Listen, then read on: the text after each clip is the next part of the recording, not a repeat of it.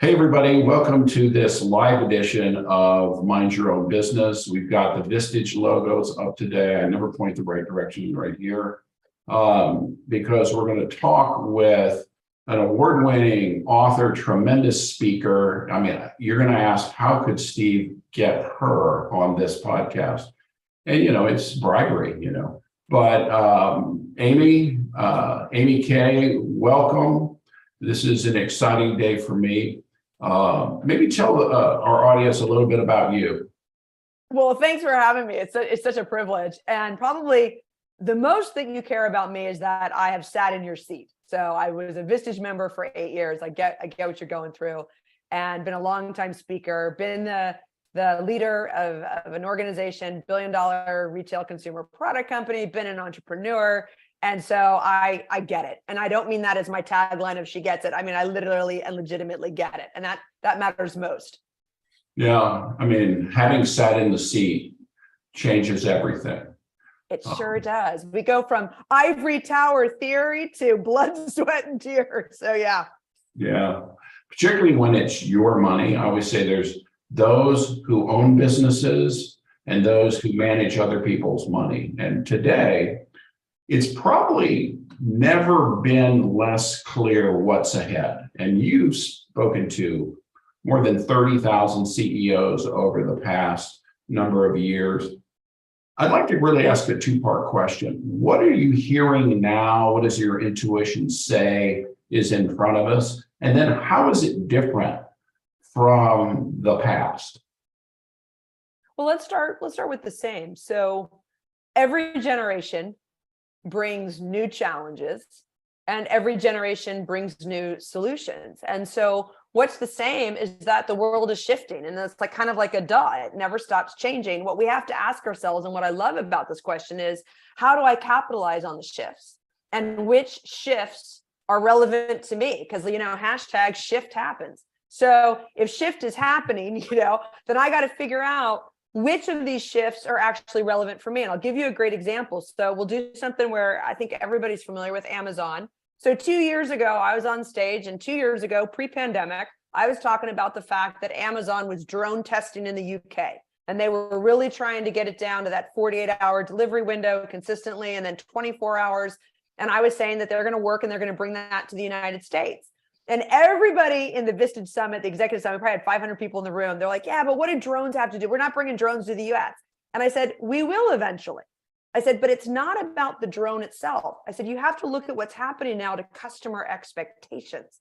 Customer expectations are changing, and they're going to impact you. So you could be a cabinet maker in Topeka or Poughkeepsie, and you're like, what do drones have to do with me? Everything. Because that customer then says, your custom cabinets that took 18 weeks, now I want them in 16, now I want them in 12. And so what's interesting is Scott and I just ordered a bunch of stuff from Amazon, and it gave us an option to deliver it overnight, to come between 3 a.m. and 11 a.m. That's starting to become a trend as well. So when you think about that, coming back to your own business and say, how do I manage customer expectations now for response and resolve times in a competitive environment that's shifting? So that's just an example to think about. How is it relevant for me? Yeah. I mean, one of the hard things, I think back to my experience, is that there's certain things I loved about my business, so I try to hold on to it. And I wasn't as flexible, and I wasn't as imaginative. This seems like it might be a time where that skill set, that mental flexibility, is more important than ever. Talk a little bit about what you see there. Yeah. So one of the things that I'm doing a lot with my clients right now is the Socratic, what am I missing? And it's the idea that we get so caught up. And you can look at competency addiction is a great way to put it. We've had so many successful runs, like I'm addicted to my past competency and I'm not looking at the future. And so it really is putting a diverse group of people in front of you to say, what am I missing? And my myopic perspective. And then what am I resisting letting go of? So a lot of times in my innovation trainings, what I'll say is, what are my customers resisting? What are they judging? And what are they attached to? And that's a great way to sort of solve their barriers to entry, their barriers to purchasing. So what are they resisting? What are they judging, and what are they going to have to let go of that I'm going to have to help them let go of? And then I like to turn that lens back on ourselves to say, okay, I'm a leader. Maybe I'm the owner of the company. Maybe I'm chairman of the board. Or maybe I just started my own company and I'm an emerging entrepreneur. You still have to look at yourself and say, what are my hangups? What am I resisting? What am I judging about the world? What do I need to let go of? And what do I need help letting go of so that I can play better? And it's that classic self-leadership question of, how do I get out of my own way? And sometimes, to me, just the clarity on that question can start you moving in a much more profitable direction. So how do you get yourself to a place of vulnerability to where you can ask yourself that question and actually consider it?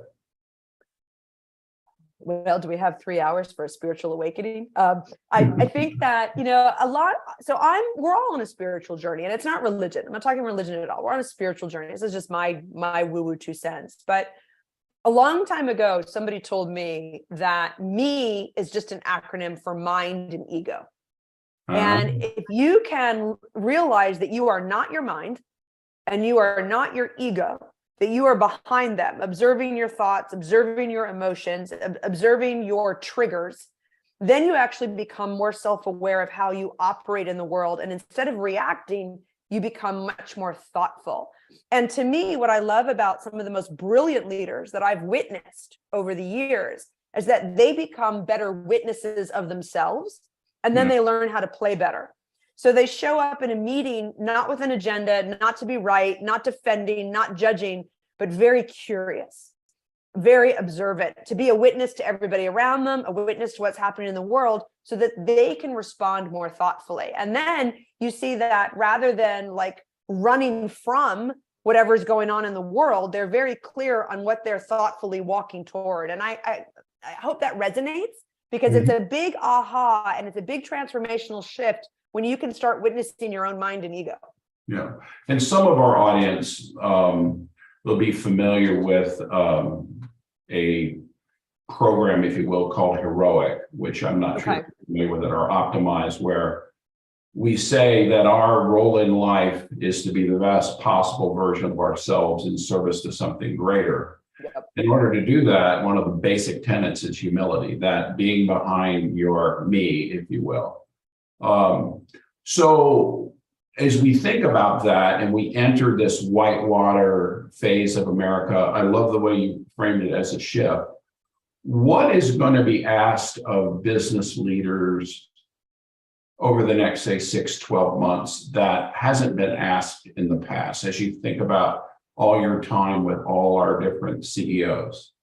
Yeah, so there's a couple things, but one of the things that I think that's most imperative right now, and it's going to sound trite until you actually unpack it, and that is empathic intelligence. And I'm not talking just about EQ, the Daniel Goleman, that's been around for a really long time. Empathic intelligence is your ability now to communicate with that information in a much more sensitive and perceptive way.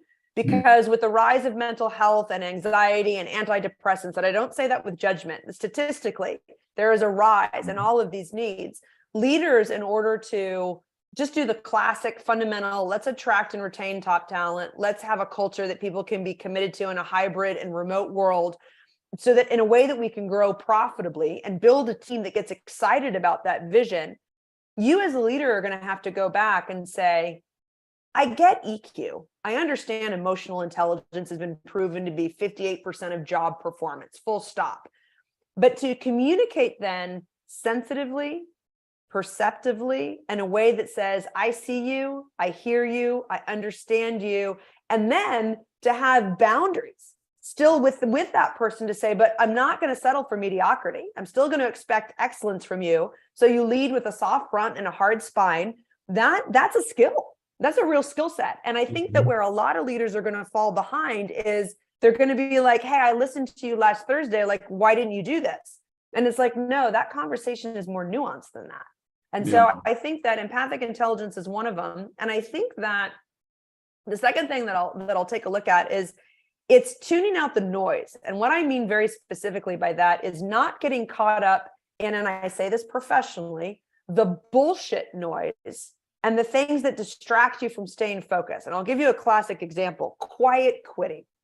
I mean, if this isn't an absolute like goofball distraction, quiet quitting is some media's buzzword of what gets a soundbite and a clickbait on their site. Quiet quitting, if you really unpack it, people did sprint level work during the pandemic, but the pandemic was a marathon. And so lines got blurred. People were answering emails, 24 hours a day. And what it's really about is coming back and setting realistic expectations of what can excellence look like with separation of church and state. That's all these people want, is how can I deliver excellence and still, go to the gym and spend time with my family and get excited about a goal. And we've been struggling with that, since the Industrial Revolution. So just making sure you don't get distracted by the wrong things.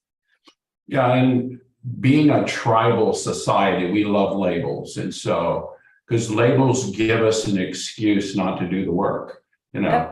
Everybody's quiet quitting, so we're really not going to address it. It's about them.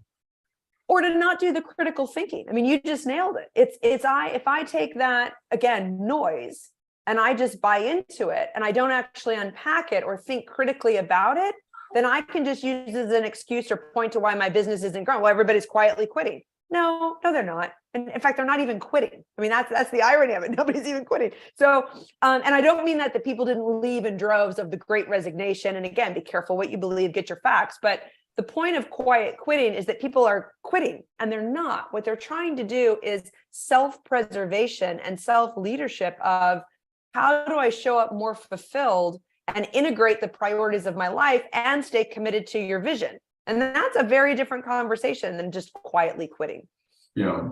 One of the tenets of our podcast is, we have three life centers: energy, work, and love. And work is one of that. It's a third. Sometimes it's more than a third, but you got to turn work off and really be your best self with your love and or your energy, your fitness, your, all about making sure you're the best you can be. Go ahead. No, I was going to say, you alluded to the pandemic. We got out of balance, particularly a lot of high performers who took on extra.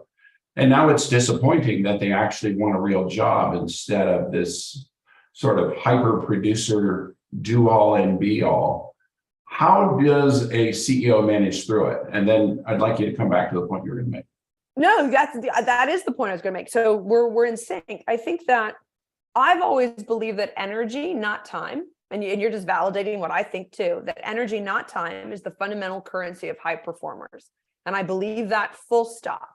And if you take that and expand it one step further, love is the highest frequency vibe of energy that you can have. And so what we're trying to do then is to take a leader and say, if you focus on the energy of your people, your culture, your operations, your finances, your overall vision and mission statement, all of that has an energetic payoff. It also has energetic drains and ways that it can be refueled. And so if you're looking at that, again, just to come full circle, all your people, all your high performers are doing is trying to figure out, how do I refuel? How do I sustain my energy going forward? Because I've got depleted in the pandemic. And so that's what they're really asking for. So again, if I were to use your three pillars, then it's coming back as a leader to say, how do I lead with love? How do I lead with that empathic intelligence so that I can be a witness to this person that is, has agreed to come on board to make my vision come true? Yeah. No, I mean, we see the world interestingly in a similar way.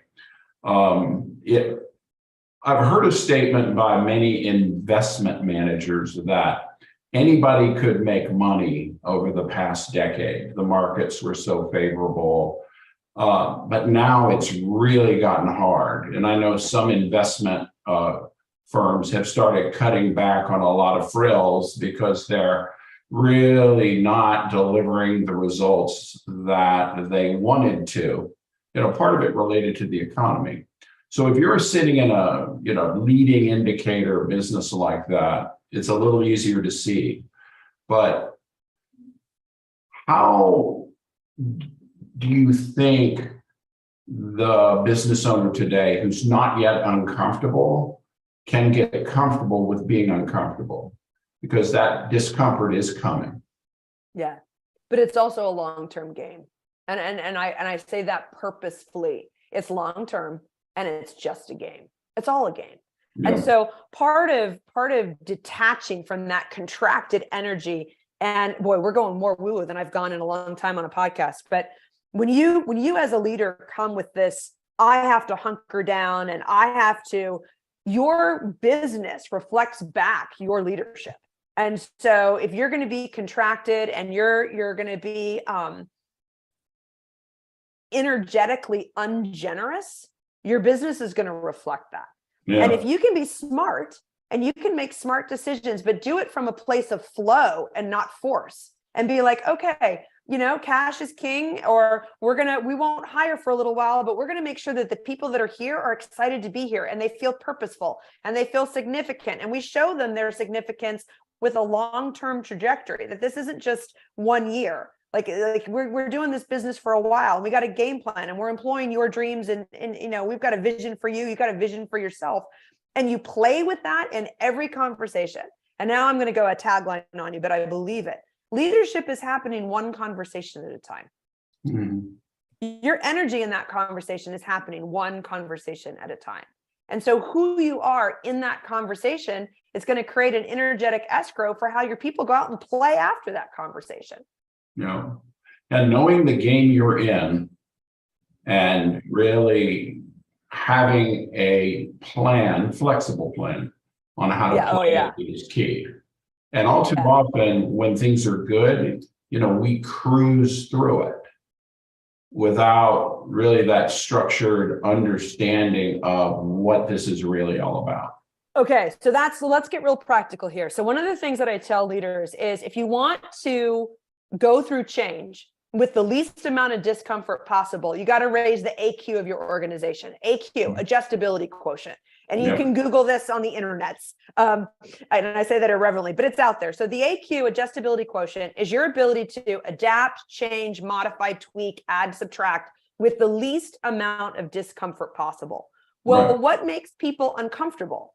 Two things, and it's not change. So here's the huge myth about it. My cognitive science, my geeky psychology background gets excited talking about this. People don't fear change. That's a myth. We've all been told people fear change, and so we go around and go, oh, people fear change. They don't. Because if I said to you, I want you to have rapid, scalable growth, I'm going to bring you all kinds of exciting change, you're going to get all pumped up about that. If I say, oh, your business is going to implode, you're like, oh, I don't like that change. It isn't the change itself. It's two factors. Whether you're going to be successful in the new way and whether your identity gets threatened. That's what causes people to fear shifts, a changing world. Can I be successful in the new way? And is it going to threaten my identity? So if you unpack that as a leader, you've got to be over communicating. Here's what's happening. Here's why it's happening. Here's what's going to happen next. Here's your role and identity that's maintaining its significance as we go forward. And so you're constantly reassuring people that I'm going to set you up for success. I'm accepting the assignment and care and management of my people as a leader. Oh, and by the way, you still have a role to play in that. And as you start to communicate about that, you're going to raise the adjustability quotient of your organization, and you'll survive. You will totally survive. Yeah. I'm reminded of a song from decades ago that by an artist named Loudon Wainwright, who was essentially a smart aleck.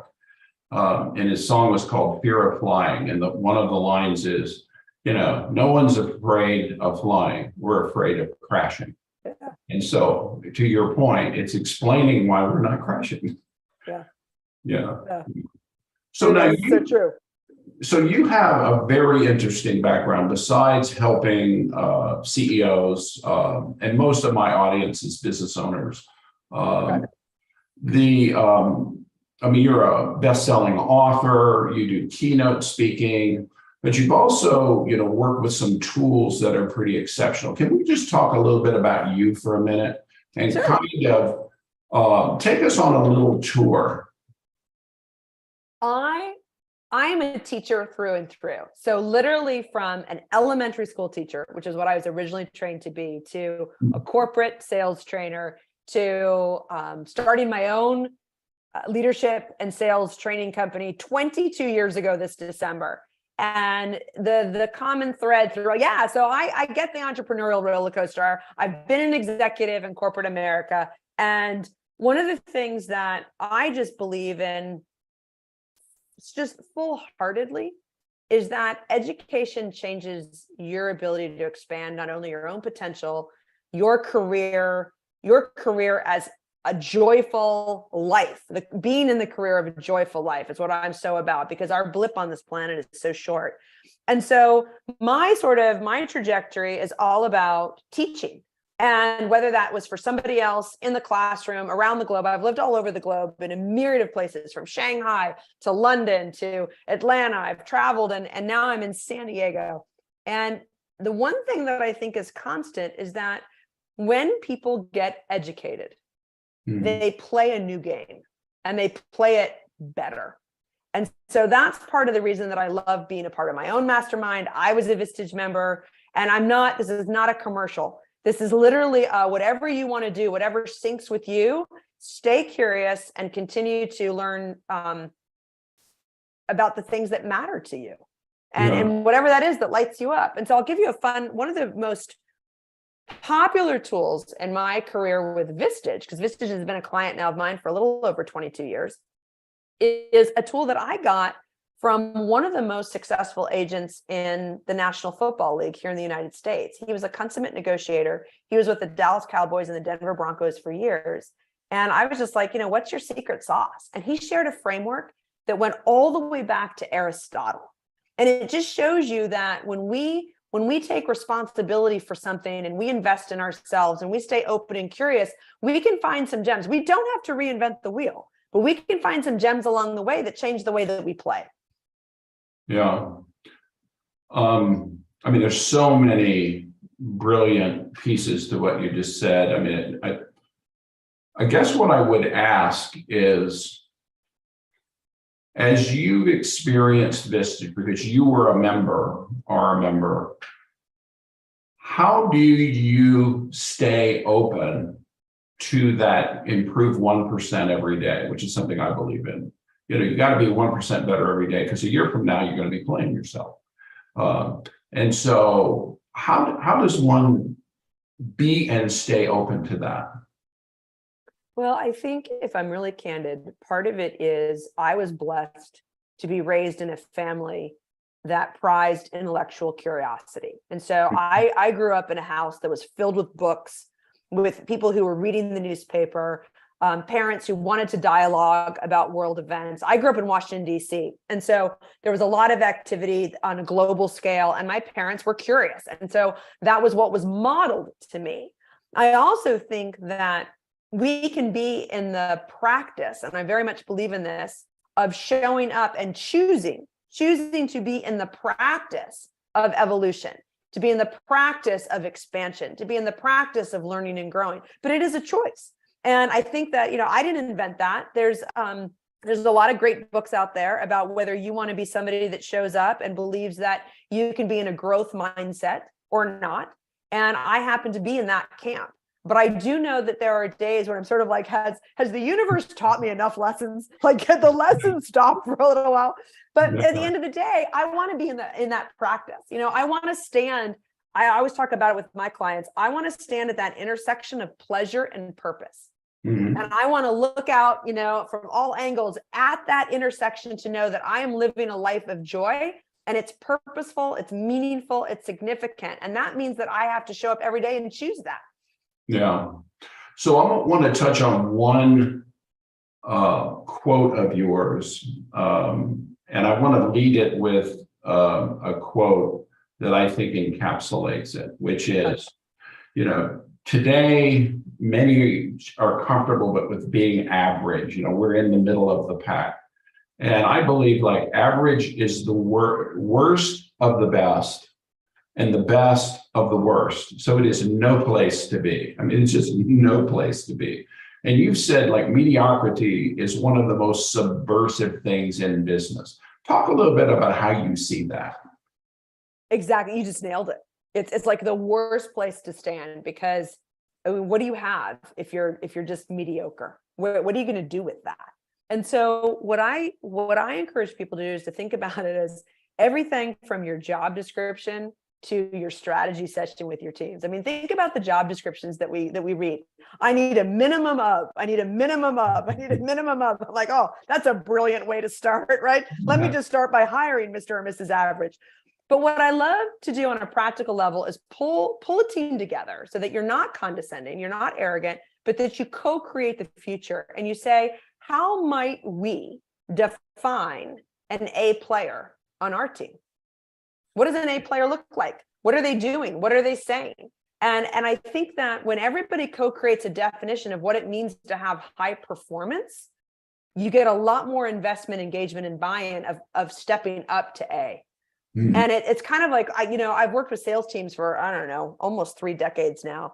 And it's sort of like, we spend a lot of time trying to make our C players B players. It's like, what if you, in sales, what if you made your B players A's and your A's like, on an exponential level of A++++, where could your organization go? And so to me, it's just this mediocrity to me also has this layer of we're settling. And I think that, again, that idea of settling just creates tremendous resistance in me of why would I settle when we could all choose, and I'm not talking perfection, but if we could all just step up and choose excellence more of the time, we would be more energized. And then that energy, again, would impact others and you get that energetic escrow. And I know you and I like to get in what you call the woo part of things, but you just think about it from a competitive advantage standpoint. If my organization works harder and smarter than yours, and we're more cohesive, our chances of success are exponentially greater. And so the ROI benefit of everything you're talking about is huge. Well, and it's a reflection of your own energy, though, and your own sense of self and self-worth. So I have preached for now over 2,600 presentations to Vistage groups that you have the team that you deserve. And for some people, they're like, oh my God, that's awesome. My team's amazing. And for others, they're like, ooh, that hurt a little, but you do. You have the team that you deserve. And so when you learn to lead yourself well, you can lead others well. When you learn to up your own energy, you can expect that of others. When you say mediocrity is not accepted here, we're all going to play to our fullest capacity and our expectations are high, you get the team you deserve. Yeah. Well, this has been a pleasure. I'd like to give you an opportunity to just talk about anything you want. I mean, you obviously are tremendously gifted. You have a wonderful website, which I can bring you in as a speaker, a coach. You're very easy to connect with. You're active on LinkedIn, so you're very generous in sharing. But what should our audience know that this humble and not so effective facilitator hasn't asked yet? I'll leave you with a question because I love going Socratic. It's just who I am and how I'm wired. I would love for all of us to start asking ourselves, who am I up to being? And if you could walk into a difficult conversation, if you could walk into a relationship dynamic, if you could walk into a customer's office or with your kid or your own Vistage group or another mastermind, whatever it is that you're doing, but before you walk in, ask, who am I up to being? The impact of the answer to that question will change your life. Okay, so who am I up to being? Mm-hmm. And who am I up to being? And expand on that a bit. What is that asking me? It's asking me to grow. It's asking me to play it at a higher level. So who am I up to being in this difficult conversation? Am I up to being more patient? Am I up to being more responsible? Am I up to being, if I have a vision where I need to stay competitive in a shifting and changing world, who am I up to being? Am I up to learning a new skill set? Am I up to letting go of something that I need to let go of to come full circle in our conversation? Who am I up to being in this marriage? I'll give you a fun story. This is actually a true story. This will be a great way to solidify this. So I was coaching a CEO who shall remain nameless because he's Vistage and he's wildly famous. So we'll call him Marty. Let's call him Marty. That's not his name. We'll call him Marty. So Marty calls me on the phone. He's a coaching client and he says, AmyK, I've been married for 30 years, 29 pretty miserably. And I don't know, but that hurt my heart to hear. Like all of a sudden I was like, oh, life is too short to be in a miserable marriage. And then he says, and Stephen, you'll appreciate this. He goes, can you fix her? And I was like, Marty, no, I cannot fix her. And I'm coaching you, right? But I said, Marty, but I do have a question for you. Who are you up to being? Who are you up to being in a marriage with a best friend that you still chase each other around after 30 years on the planet? Who are you up to being to be worthy of a really awesome marriage after 30 years? And the fun thing is we worked on it for a couple months, and then he called me and he was like, AmyK, I'm having the best relationship of my life. And I loved it because it tells you that when you take care of yourself, when you lead yourself first, the world around you changes. And the world around you is a reflection of how you are leading yourself. Yeah. So it's sort of, what size is the problem? Okay, it's a size 5 problem. I better be a size 6 or greater person. Yep. Or immediately I'm going to react instead of be my best self there. Yeah. And so asking that question, and then the obvious nuances of where's the lesson in this? Where's the opportunity for me to be most effective with this person? Yeah. Yeah, exciting. Well, it's been awesome. I could do this for another 6-10 hours, but thanks for having me. Thanks for having. I get it. I get lit up about this stuff. Obviously, and you're obviously incredibly good at it. So, well, I'm going to try to figure out a way to get you to visit Tucson to talk to our 3 or 4 groups this year. Absent that, any last words for the Vistage or Mind Your Own Business audience, which is our core brand, Mind Your Own Business? Yeah, no, I think that, to me, I'll just say that I was a member of Vistage for 8 years. And obviously I've been a speaker for over 22 now. And I think that one of the coolest things for me is getting together in a group of people that are truly diverse in their experience, diverse in their thinking, to challenge my thinking. And I say this with total sincerity because I've been a speaker. The very best and to me most valuable part of the day is the executive session, where you have all these different brilliant brains asking you the bigger, better, bolder questions to challenge the way that you're going to go out and play the game better. Yeah. Yeah, in many cases, they've been where you are and know how you feel. Yeah, they get it. Well, again, I want to thank you for your time today. I mean, it looks beautiful through those 2 windows back there in Southern California. So wherever our listeners are, AmyK, San Diego, hit her website. There's a lot there. And maybe get a copy of the book. Thank you. Thanks. From my heart to yours, everybody. Hugs. See you later, everyone.